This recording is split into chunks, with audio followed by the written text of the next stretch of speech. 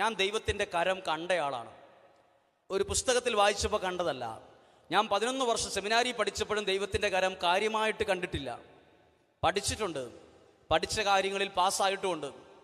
പക്ഷെ ദൈവത്തിൻ്റെ കരം കണ്ടത് നമ്മുടെ എല്ലെ പിടിക്കുന്ന ഒരു വിഷമം വരുമ്പോഴേ നമ്മൾ കാണുള്ളൂ. എന്ത്? ദൈവത്തിൻ്റെ കരം. ഈ എല്ലിന് പിടിക്കുന്ന ചില പ്രശ്നങ്ങൾ നമുക്ക് വരും. മാംസത്തിൽ പിടിക്കുക, എല്ലിന് പിടിക്കുന്ന വിഷമം, നമ്മളാകെ ഒരു പിടിയില്ലാണ്ട് ഭയങ്കരമായിട്ട് കുഴങ്ങിപ്പോകുന്ന ചില സമയം വരുമ്പോഴാണ് ദൈവത്തിൻ്റെ കരം നമ്മൾ കാണുന്നത്. പ്രിയപ്പെട്ടവരൊരു കാര്യം പറയട്ടെ, തകർന്ന് തകർന്ന് കുഴി കിടക്കുന്നവനെ പിടിച്ചു കയറ്റുന്ന ദൈവത്തിൻ്റെ കരം ഞാൻ കണ്ടിട്ടുണ്ട്. കുഴി കിടക്കുക, എല്ലാവരും പറഞ്ഞു അവൻ രക്ഷപ്പെടുകയായിരുന്നു. അവനെ ഈ ദൈവം പിടിച്ചിങ്ങനെ കയറ്റുന്നത്, പിടിച്ചു കയറ്റിയിട്ട് ഇന്ന് അഭിമാനത്തോടെ നിർത്തുന്നത് ഞാൻ കണ്ടിട്ടുണ്ട്. ആ വ്യക്തി പറയുവാണ്, എന്നെ ഈ കുഴിയിൽ നിന്ന് കയറ്റിയത് എൻ്റെ കൂടപ്പുറപ്പൊന്നുമല്ല, എൻ്റെ എഡ്യൂക്കേഷനും എൻ്റെ സർട്ടിഫിക്കറ്റ് ഒന്നുമല്ല, എൻ്റെ ദൈവമാണെന്ന്. അതുകൊണ്ട് അച്ഛൻ, ആ മനുഷ്യൻ പറയാണ്, അച്ഛൻ ആ ടൗണിൻ്റെ നടുക്കോട്ട് നിർത്തിയിട്ട് ആ ടാറിംഗ് റോഡിൽ നിന്ന് അച്ഛൻ എന്നോട് സ്തുതിക്കാൻ പറഞ്ഞാൽ ഞാൻ ആ ദൈവത്തെ അഭിമാനത്തോടെ സ്തുതിക്കും.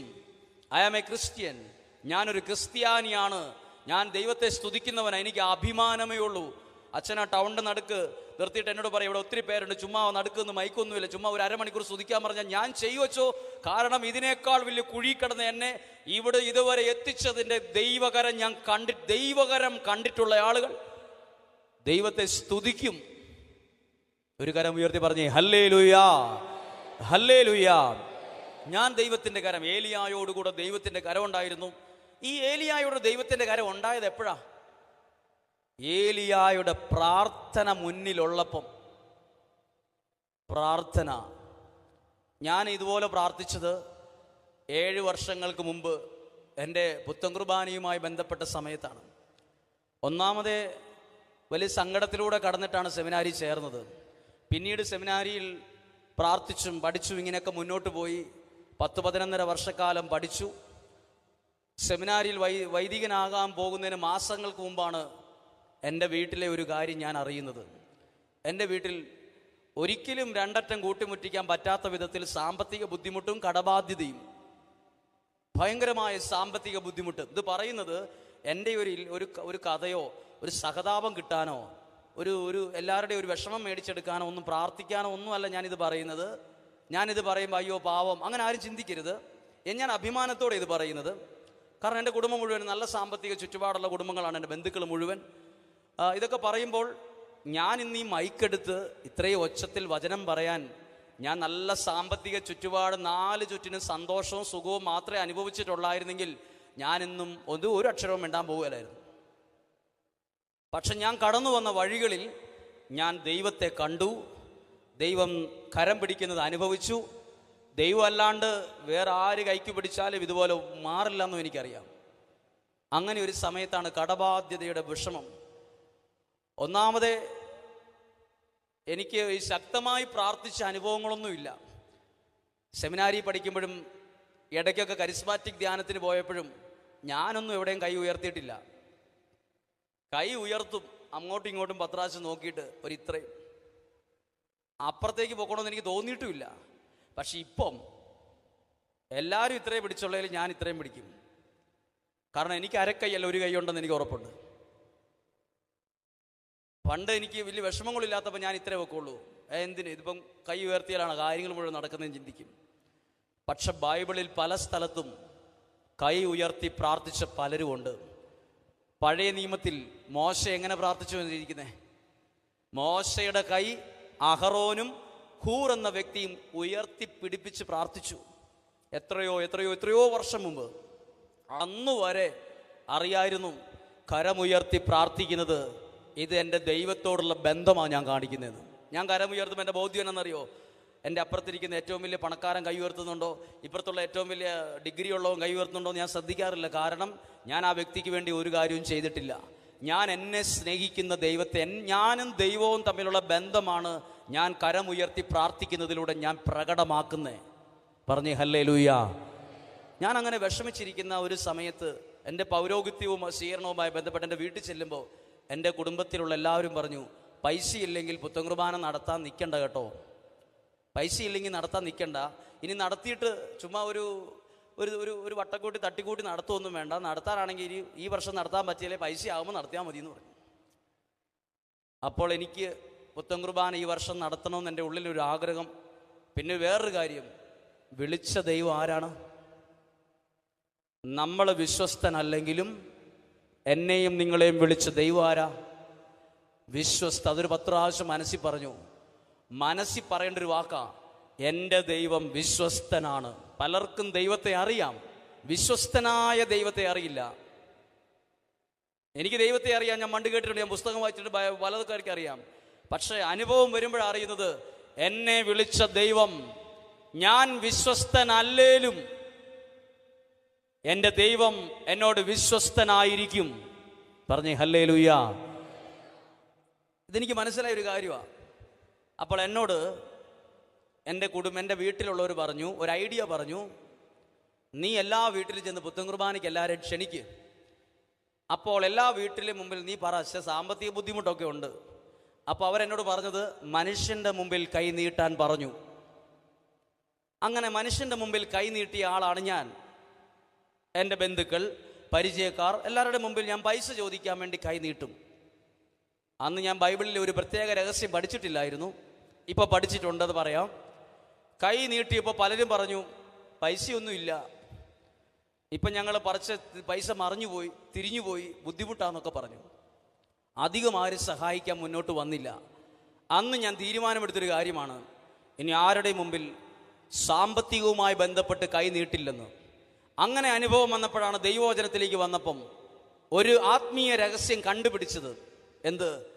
ദൈവസന്നിധിയിൽ കൈ നീട്ടുന്നവന് മനുഷ്യന്റെ മുമ്പിൽ ഒരിക്കലും കൈ നീട്ടേണ്ടി വരില്ല. ഹല്ലേലൂയ. ശക്തിയോടെ ഒന്ന് കരമടിച്ച് നന്ദി പറയാം. ഇത് നിങ്ങൾ ജീവിതത്തിൽ പ്രാക്ടിക്കൽ ആക്കേണ്ടതാണ് കേട്ടോ. ഇത് കേട്ടു ഒരു സംഭവം കേട്ടു, കുഴപ്പമില്ലായിരുന്നു, ശരിയായില്ല, അഭിപ്രായം പറഞ്ഞു പോകേണ്ടതല്ല. നിങ്ങളുടെ വീട്ടിൽ പ്രാർത്ഥിക്കുമ്പോൾ വചനം എഴുതിയിട്ടുണ്ട്, കർത്താവാണ് എൻ്റെ ഇടയൻ, എനിക്ക് അവിടെ ഒരു കുഞ്ഞു മലയാള വാക്ക് എഴുതി ചേർത്തിട്ടുണ്ട് അതിനകത്ത്, ഒന്നിനൊന്ന്. അത് ചുമ്മാ എഴുതിയല്ല. ഒന്നിനെന്ന് പറഞ്ഞാൽ ഒരു കാര്യത്തിനും കുറവില്ലെന്ന് ആ വാക്ക്. ആ ഒന്നിനെന്നുള്ള വാക്കിനുണ്ടല്ലോ ഒരു കടലോളം ആഴം കിടപ്പുണ്ട്. ഒന്നിനും ഒരു കുറവുണ്ടാവില്ല. നിനക്ക് സമ്പത്തിനോ ആരോഗ്യത്തിനോ നാളെ എന്ത് ചെയ്യും, ഒരു കാര്യത്തിനും കുറവുണ്ടാവില്ല. ദൈവസന്നിധിയിൽ കൈനീട്ടിയ ഒരാളെ ഞാൻ പരിചയപ്പെട്ടു ബൈബിളിൽ, അത് ദാനിയേലാണ്. ദൈവസന്നിധിയിൽ കൈനീട്ടി പ്രാർത്ഥിച്ച ദാനിയേലിന് ആരുടെ മുമ്പിലും കൈനീട്ടേണ്ടി വന്നില്ല. പഴയ നിയമത്തിൽ മോശ ചെങ്കടലിന്റെ സമീപത്ത് നിൽക്കുമ്പോഴും മരുഭൂമി നിൽക്കുമ്പോഴും ഫുഡ് കൊടുക്കാനില്ല. ഇസ്രായേൽക്കാർ ലക്ഷക്കണക്കിന് ആളുകൾ നിൽക്കുവാണ്, ഫുഡ് കൊടുക്കാനില്ല. ഒരു ഹോട്ടലിൽ ചെന്നും കൈ നീട്ടിയതായിട്ട് എഴുതിയിട്ടില്ല. ഒരു റെസ്റ്റോറൻറ്റിൽ ചെന്ന് ഫുഡ് കൊടുക്കണമെന്ന് അറേഞ്ച്മെന്റിന് വേണ്ടി കൈ നീട്ടിയില്ല. അവിടെ നിന്ന് ദൈവസന്നിധിയിൽ കൈ നീട്ടി എന്ന് എഴുതിയിട്ടുണ്ട്. മോശയ്ക്ക് ഇസ്രായേൽ ജനത്തിന് ഭക്ഷണം കൊടുക്കാൻ മനുഷ്യന്റെ മുമ്പിൽ കൈ നീട്ടിയിട്ടില്ല. കൈ നീട്ടേണ്ട അവസ്ഥ ദൈവം കൊടുത്തിട്ടില്ല. എന്താ ഇതിനകത്ത് രഹസ്യം? ദൈവസന്നിധിയിൽ കൈ നീട്ടി പ്രാർത്ഥിക്കുന്നവന് ഒന്നിനും മുട്ടുണ്ടാവില്ല, ഒരു കാര്യത്തിനും കുറവുണ്ടാവില്ല. പറഞ്ഞേ ഹല്ലേലൂയ. 2, നിങ്ങൾക്ക് നിങ്ങളുടെ വീട്ടിലെ പ്രാർത്ഥനയിൽ മുഴുവൻ സമയവും മുട്ടേ നിൽക്കാൻ പറ്റിയില്ലേലും ഒരു 5 മിനിറ്റ് എങ്കിലും നിങ്ങളുടെ പ്രാർത്ഥനാ മുറിയിൽ ദൈവത്തോടുള്ള ബന്ധത്തിൽ മുട്ടേ നിൽക്കണം. എന്താ പ്രത്യേകത എന്നറിയാമോ? ദൈവസന്നിധിയിൽ മുട്ടുകുത്തുന്നവനെ ആർക്കും മുട്ടുകുത്തിക്കാൻ പറ്റില്ല. പ്രത്യേകതയാണ്. ഇതെല്ലാം തിയറിയല്ല, പ്രാക്ടിക്കലാണ്. ദൈവസന്നിധിയിൽ മുട്ടുകുത്തുന്നവനെ മുട്ടുകുത്തിക്കാൻ പലരും നോക്കും നടക്കത്തില്ല. ദാനിയേൽ ജീവിച്ചിരുന്ന സമയത്ത് ദൈവസന്നിധിയിൽ മുട്ടുകുത്തിയ ദാനിയേലിനെ മുട്ടുകുത്തിക്കാൻ ആ രാജ്യത്തിലെ രാജാവും ഭരണാധികാരി എല്ലാവരും കിണഞ്ഞു പരിശ്രമിച്ചിട്ടും ഈവൻ സിംഹത്തിന്റെ കൂട്ടിപ്പോലും ദാനിയേൽ മുട്ടുകുത്തിയിട്ടില്ല. ദൈവസന്നിധിയിൽ മുട്ടുകുത്തുന്നവൻ എവിടെയും മുട്ടുകുത്തേണ്ടി വരില്ല. ഒന്നുറക്കെ പറഞ്ഞേ ഹല്ലേലൂയ. ഒരു കരം ഉയർത്തി ഉറക്കെന്ന് പറഞ്ഞേ ഹല്ലേലൂയ, ഹല്ലേലൂയ. ഇത് യാഥാർത്ഥ്യമാണ്. ഒരുപക്ഷെ എന്നേക്കാൾ കൂടുതൽ അനുഭവമുള്ള ഒത്തിരി പേര് ഇതിനകത്തിരിപ്പുണ്ടാവും. ദൈവസന്നിധിയിൽ മുട്ടുകുത്തുന്നവൻ പിന്നെ ആരുടെയും മുമ്പിൽ മുട്ടുകുത്തേണ്ടി വരാൻ ദൈവം സമ്മതിക്കില്ല. കൈ നീട്ടുന്നവൻ വേറൊരാളുടെ മുമ്പിൽ പോയി ഒന്നിനും കൈ നീട്ടേണ്ടി വരില്ല. ദൈവം കൈ നീട്ടാൻ സമ്മതിക്കില്ല. ദൈവം അനുഗ്രഹിച്ചുകൊണ്ടിരിക്കും. ഞാനത് പഠിച്ചത് പിന്നീട് പഠിച്ച പിന്നെ ഇന്ന് വരെ അങ്ങനത്തെ ഒരു അവസ്ഥ ഉണ്ടായിട്ടില്ല. എൻ്റെ വീട്ടിലും എന്നിലും. എൻ്റെ വീട്ടിൽ പോലും ഞാൻ പറഞ്ഞു, പ്രാർത്ഥിക്കുമ്പോൾ കുറച്ചു നേരമെങ്കിലും ദൈവത്തിൻ്റെ മുമ്പിൽ കൈ ഉയർത്തിപ്പിടിക്കാൻ. അതെനിക്ക് ഭയങ്കര അനുഭവം ഉണ്ടായി. ഞാൻ ഈ വീട്ടിലായിരിക്കുമ്പോൾ എൻ്റെ കുടുംബത്തിൽ, പിന്നെ നിങ്ങളോടൊരു കാര്യം പറയാം, എൻ്റെ പ്രാർത്ഥന, എൻ്റെ കുടുംബത്തിൻ്റെ പ്രാർത്ഥന ഒരിക്കലും കേൾക്കാൻ പാടില്ലാത്തതാണെന്ന് എനിക്ക് തോന്നുന്നു. എൻ്റെ പ്രാർത്ഥന കേട്ടെങ്കിൽ 100% ഉറപ്പാണ് നിങ്ങളുടെ പ്രാർത്ഥന ദൈവം അതിനേക്കാൾ വേഗത്തിൽ കേൾക്കും. കാരണം എൻ്റെ വീടിരിക്കുന്ന സ്ഥലം ഒരു പൊട്ടസ്ഥലത്താണ്. നിങ്ങളായിട്ട് ആരോടും പറയാതിരുന്നാൽ മതി. ക്യാമറയൊക്കെ വെച്ചിട്ടുണ്ട്, അതാ പ്രശ്നം. എൻ്റെ വീടിരിക്കുന്ന സ്ഥലത്തിൻ്റെ പേര് നിങ്ങൾ ആരോടും പറയരുത്, പ്രത്യേകിച്ച് രഹസ്യമാണ്. ചെകുത്താങ്കുഴി എന്നാണ്, പറയരുത് ആരോടും. ഞാൻ സെമിനാരിൽ ചേരാൻ നേരത്ത് എൻ്റെ ഒരു കൂട്ടുകാരൻ ചോദിക്കുകയാണ്, ഈ കെട്ട സ്ഥലത്ത് നിന്ന് സെമിനാരിലൊക്കെ എടുക്കുവാടാവുന്നു. അപ്പോൾ അവനിട്ട പേരെന്താ? കെട്ട സ്ഥലം. ഈ സ്ഥലത്തിൻ്റെ പ്രത്യേകത പറയാം, ഒരു ബൈക്ക് പോലും ഇറങ്ങി പോകാത്തൊരു വഴിയാണ്. അത്ര കുത്തനെ ഒരു ഇറക്കമായിരുന്നു. ആകെ 4 വീട്ടുകാരെ അവിടെ ഉള്ളൂ. അതിലൊരു വീട്ടിൽ താമസമില്ല, അന്നും ഇന്നും 3 വീട്ടിലെ താമസമുള്ളൂ. 3 വീട്ടിലെ താമസമുള്ളൂ. 3 കുടുംബം, 4 വീടും ക്രിസ്ത്യൻസ് കുടുംബമാണ്, നമ്മുടെ കൂട്ടത്തിൽപ്പെട്ട ഒരു കുടുംബമാണ്. ഇത് ചെകുത്താങ്കുഴി എന്ന് വിളിക്കാനുള്ള കാരണം, ഇവിടെ കരണ്ടുമില്ല, കരണ്ടും എത്തിയിട്ടുമില്ലായിരുന്നു, വഴിയില്ല. അപ്പം ഇവിടെ ഞാനവിടെ ചെറുപ്പം തൊട്ട് കണ്ടൊരു പ്രത്യേകത, വാറ്റും കുടിയുടെയും കേന്ദ്രമാണ് ആ സ്ഥലം. കള്ളവാറ്റ്, ചാരായം ഉണ്ടാക്കുന്ന ഒരു കുഴി. അതുകൊണ്ട് ഇതിനെ ആൾക്കാർ വിളിച്ച പേരാണ് ചെകുത്താങ്കുഴി. ചെകുത്താങ്കുഴി എന്ന് പ്രാർത്ഥിച്ച ദൈവം കേൾക്കൂല്ലയോ? കേൾക്കില്ല, നോർമലായിട്ട് കേൾക്കില്ല. സ്റ്റാൻഡേർഡായിട്ടൊക്കെ ഇരുന്ന് പ്രാർത്ഥിച്ചാൽ ദൈവം കേൾക്കുള്ളൂ. വേറൊരു കാര്യം കേട്ടോ, ദൈവത്തിന് മാത്രം എന്തില്ല? ഇത് നോക്കിയല്ല, മുഖം നോക്കിയല്ല. ബൈബിളിലെ ദൈവം എവിടെയും മുഖം നോക്കിയിട്ടില്ല. മനുഷ്യൻ മുഖം നോക്കും. കാനഡയിൽ ആരാ ഉള്ളത്? ഓ ഇസ്രായേൽ. നമ്മളാ നോക്കിയിട്ട് ആരാ? നമ്മൾ പാരമ്പര്യം, ഇടവക, പള്ളി എല്ലാം നോക്കി ചരിത്രം പഠിച്ചിട്ടേ നമ്മളൊരു ദൈവം മാത്രം എവിടെയാ, ഏതാ പാരമ്പര്യം, അപ്പനാരാ, ഇത് വെക്കില്ല. ദൈവത്തിന് എന്തില്ല? മുഖം നോട്ടമില്ല. പറഞ്ഞേ ഹല്ലേലൂയ. ദൈവത്തിന് എല്ലാവരും ഒരുപോലെയാണ്. അതെനിക്ക് പിന്നീടാണ് മനസ്സിലായത്. അപ്പോൾ ഈ സ്ഥലം, ഇങ്ങനെ ഒരു സ്ഥലം, ഞാൻ അവിടെ ജീവിച്ചുകൊണ്ടിരിക്കുമ്പോൾ ഞാൻ കണ്ടൊരു പ്രത്യേകതയാണ്, ഏക്കമുട്ടിയ കുടിയന്മാർ. അവരാണ് ഇതിൻ്റെ വാറ്റും കുടിയും സപ്ലൈയും. ഈ ഏക്കമുട്ടിയ കുടിയന്മാരെന്നുള്ള വാക്ക് നിങ്ങൾ കേട്ടിട്ടുണ്ടോ? അതൊരു പ്രത്യേക വാക്കാണ്. അത് നിങ്ങൾക്ക് എങ്ങനെയാണെന്ന് മനസ്സിലാക്കി തരാം. അത് കുടിച്ച് കത്തിച്ച് തീർന്നവരാണ്. അങ്ങ് ജീവിക്കുന്നതെന്ന് മാത്രമേ ഉള്ളൂ. അവർ ചുമയ്ക്കുമ്പോൾ തന്നെ കാണാൻ പറ്റും. അവർ ചുമയ്ക്കുന്ന ഏകദേശം ഇങ്ങനെയാണ്. അഭിനയിക്കുന്നതിൽ എന്തെങ്കിലും കുറവുണ്ടെങ്കിൽ നിങ്ങൾ ക്ഷമിക്കണം. അവർ ചുമയ്ക്കുമ്പം ഇങ്ങനെ ചുമയ്ക്കുമ്പോൾ തന്നെ അങ്ങ് റൗണ്ടായി പോകും. ആണ് ഏക്കമുട്ടിയ കുടിയന്മാർ. ഇങ്ങനെയുള്ള സ്ഥലത്താണ്. പിന്നെ ഒരു പ്രത്യേകതയുണ്ട്, ക്രിസ്മസിന് കരോള് വരുമ്പം ആദ്യം നമ്മുടെ അടുത്ത് വരും. കാരണം ഇത് വലിയ കുഴിയാണ്, അതുകൊണ്ട് ആദ്യം ഇറങ്ങി ഇവർ പോകും. രാത്രിയായി വരാൻ പാടാണ്. ഈ കുഴിയിൽ നിന്നാണ് ഞാൻ പോകുന്നത്, സെമിനാരിൽ പോകുന്നു. എൻ്റെ കൂട്ടുകാരൻ പറഞ്ഞു, എടാ ഈ കെട്ട സ്ഥലത്ത് നോക്കി എടുക്കുമല്ലേ? എടുക്കും. അങ്ങനെ സെമിനാരി ചേർന്ന് ഞാൻ വൈദികനാകുന്ന സമയം വരെ വീട്ടിലേക്കൊരു ബൈക്ക് പോലും ഇറങ്ങി പോകത്തില്ല. അങ്ങനത്തെ ഒരു സാഹചര്യം, അങ്ങനത്തെ ഒരു വഴിയാണ്. അപ്പം ഞങ്ങൾ വെറുതെ ആണെങ്കിലും പ്രാർത്ഥിക്കുമായിരുന്നു, ദൈവമേ വഴി കിട്ടുന്നത് വരെ ആരും മരിക്കല്ലേ. ഇത് എങ്ങനെ മരിച്ചത് കൊണ്ടുപോകണ്ടേ? ഇത് തമാശയ്ക്കാണെങ്കിലും എൻ്റെ അയൽവാസികൾ ഒരാൾ പറഞ്ഞു, നമ്മൾ ആരെങ്കിലും മരിക്കുവാണെങ്കിൽ 2 പീസായിട്ട് കൊണ്ടുപോയി റോട്ടിൽ തൊട്ടിച്ചാൽ മതി. ഒറ്റയടിക്ക് ഒരു പെട്ടി കയറിയല്ല, അതുകൊണ്ട് 2 പീസാക്കുക. അതിന് 2 പീസാക്കി അവർ റോട്ടിലെത്തി കഴിയുമ്പോൾ ഒറ്റ പീസാക്കി ഒരു പെട്ടി കൊണ്ടുപോവുക. തമാശയ്ക്കാണെങ്കിലും അങ്ങനെ പറയും. ഈ സ്ഥലത്തു നിന്നാണ് ഞാൻ പോകുന്നത്. ഇനി എൻ്റെ ഒരു ആവശ്യം വന്ന് സാമ്പത്തികമായി ഒരു വഴി ഇല്ലാതിരിക്കുമ്പോഴാണ് എൻ്റെ വീട്ടിൽ ഹൃദയത്തിൽ നിന്നൊരു പ്രാർത്ഥന ഉയരുവാണ്.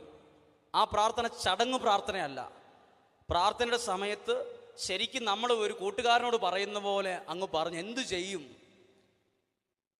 എങ്ങനെ മുന്നോട്ട് നീങ്ങും, എന്തു ചെയ്യും, ഇത് ഞാൻ കണ്ടു. ഇങ്ങനെ കണ്ടിരിക്കുന്ന സമയത്ത് എനിക്ക് തോന്നുവാണ്, നമ്മൾ ഈ കുഴിയിൽ കിടന്ന്, ഈ കുഴിയിലെ പേട്ട് ഇവിടെ കിടന്ന് നമ്മൾ എത്ര പ്രാർത്ഥിച്ചാലും ദൈവം കേൾക്കില്ല. കാരണം ഈ റോഡിൻ്റെ മുകളിൽ പോലുള്ള വീട്ടുകാർ പോലും കേൾക്കില്ല, ഇവിടെ കിടന്ന് ഒച്ചത്തി കാറിയാൽ പോലും. പിന്നെ ദൈവം കേൾക്കാൻ പോവാണ്. എനിക്കങ്ങനെ അതിനെ വിമർശിച്ച് അങ്ങനെ തോന്നി. എൻ്റെ കുടുംബത്തിൽ പ്രാർത്ഥിച്ചു കൊണ്ടിരുന്നു.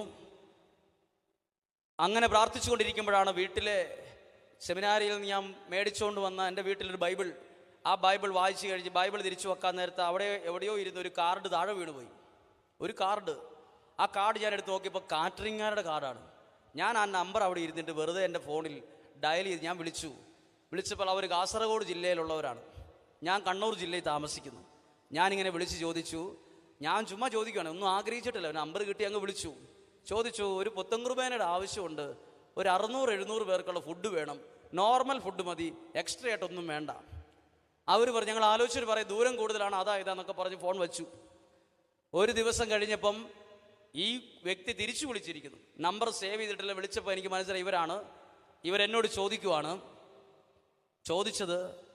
അവർ ചോദിച്ചത് നിങ്ങൾക്ക് വിഷമമാവുമോ എന്ന് ചോദിച്ചു. വിഷമമാകാനോ? എന്ത് വിഷമമാകാനൊന്നുമില്ല, എന്താ പറഞ്ഞോളാൻ പറഞ്ഞു. അവർ ചോദിക്കുകയാണ്, ഞങ്ങൾ ഈ പുത്തൻ കുർബാന ഏറ്റെടുത്ത് നടത്തിക്കോട്ടെ എന്ന്. അപ്പോൾ നിങ്ങൾ ഓർക്കണം, ഇതൊരു കഥയായിട്ടോ ഒരു തോന്നലായിട്ടോ അല്ല, എനിക്ക് വിശ്വസിക്കാൻ പോകും. ഞാൻ പറഞ്ഞില്ല, എൻ്റെ ജീവിതത്തിൽ സംഭവിച്ചത് പലതും ഞാൻ ഇന്ന് പ്രാർത്ഥിക്കുന്നുണ്ട്, എനിക്ക് തന്നെ ഇത് വിശ്വസിക്കാൻ പറ്റണമെന്ന്. അപ്പോൾ എനിക്ക് തോന്നി, ഇതെങ്ങനെ ഇങ്ങനെ വിളിക്കും, ഇത് കാസർഗോഡ് ജില്ലക്കാരാണ്, ഇനി ഇവരിങ്ങനെ പറ്റിക്കുമോ, ഇത് സത്യമാണോ, ഇതെങ്ങനെ വിശ്വസിക്കും? ഇതെല്ലാം നമ്മൾ അവരെ വിശ്വസിച്ചിരുന്നിട്ട് ഇവരെ കണ്ടിട്ടില്ല കേട്ടിട്ടില്ലാത്ത, ഇത് വേറൊരു ജില്ലയിലുള്ളവരാണ്, കുറേ ദൂരം വണ്ടി ഓടിച്ചാൽ ഇവിടെ എത്തത്തുള്ളൂ. എനിക്കത് പെട്ടെന്ന് വിശ്വസിക്കാൻ പറ്റിയില്ല. അപ്പം ഞാൻ ഇതിൻ്റെ വഴികൾ അന്വേഷിച്ചിട്ട് ഒരു അച്ഛനെ വിളിച്ച് ചോദിച്ചു, ഒരു ജെയിംസ് അച്ഛനെ വിളിച്ച് ചോദിച്ചു, അച്ഛൻ ഇങ്ങനെ ഒരു സംഭവം ഉണ്ട്, അച്ഛന് ഇവരെ വല്ല പരിചയമുണ്ടോ? അപ്പോൾ അച്ഛൻ പറഞ്ഞു, എനിക്ക് അവിടെ വികാരിച്ചനെ പരിചയം, ഞാനൊന്ന് കോൺടാക്ട് ചെയ്യട്ടെ എന്ന് പറഞ്ഞു. വിളിച്ചു കഴിഞ്ഞിട്ട് കുറച്ച് സമയം കഴിഞ്ഞിട്ട് ഈ അച്ഛൻ പറഞ്ഞു, ഒന്നും അന്വേഷിക്കുക, വേറൊന്നും ചിന്തിക്കേണ്ട, അവർ നല്ലൊരു നിയോഗത്തിലാവുള്ളതെന്ന് പറഞ്ഞു, പിന്നീട് പറയാമെന്ന് പറഞ്ഞു. അപ്പോൾ അന്ന് തൊട്ട് അന്നാണ് ഒരു സന്ധ്യാപ്രാർത്ഥന കഴിഞ്ഞപ്പോഴാണ് ജീവിതത്തിൽ ഞാൻ 11.5 വർഷക്കാലം പഠിച്ചിട്ട് കണ്ടെത്താത്ത ഒരു കാര്യത്തെ, അതായത് നമ്മുടെ സാധാരണ കുഴിയിൽ നിന്നാണേലും, വഴിയില്ലാത്ത സ്ഥലമാണേലും, കാഴ്ചയ്ക്ക് ഭംഗിയില്ലാത്തൊരു പെര എവിടെ ഉണ്ടെങ്കിലും, നമ്മൾ അവിടെ ഇരുന്ന് ഹൃദയത്തിൽ നിന്ന് ദൈവത്തെ വിളിച്ചാൽ ദൈവം ആ വിളിക്ക് ഉത്തരം നൽകി ദൈവം അതെ തെളിയിക്കുമെന്ന് എനിക്ക് മനസ്സിലായി. പറഞ്ഞു ഹല്ലേലൂയ. നമ്മൾ പ്രാർത്ഥിക്കുന്ന ദൈവം ആരാന്നറിയോ? നമ്മുടെ പ്രാർത്ഥന കേട്ട് അനുഗ്രഹിക്കാൻ കഴിവുള്ളവനാ ഞാനെന്ന് പ്രാർത്ഥനയ്ക്ക് ഉത്തരം നൽകി ദൈവം തെളിയിക്കും. എത്രയോ സംഭവങ്ങൾ സമയമില്ലാത്തതുകൊണ്ട് പറയുന്നില്ല. പ്രാർത്ഥനയ്ക്ക് ഉത്തരത്തെ തെളിയിക്കുന്ന ദൈവമാണ്. ഞാനും നിങ്ങളും പ്രാർത്ഥിക്കുന്നത് കല്ലിനോടോ മണ്ണിനോടോ തടിക്കഷത്തോടോ ഒന്നും അല്ല, ഇന്നും ജീവിക്കുന്ന ദൈവത്തോട്. മാത്രമല്ല, ആ ദൈവം വിശ്വസ്തനാണ്. പറഞ്ഞേ ഹല്ലേലൂയ.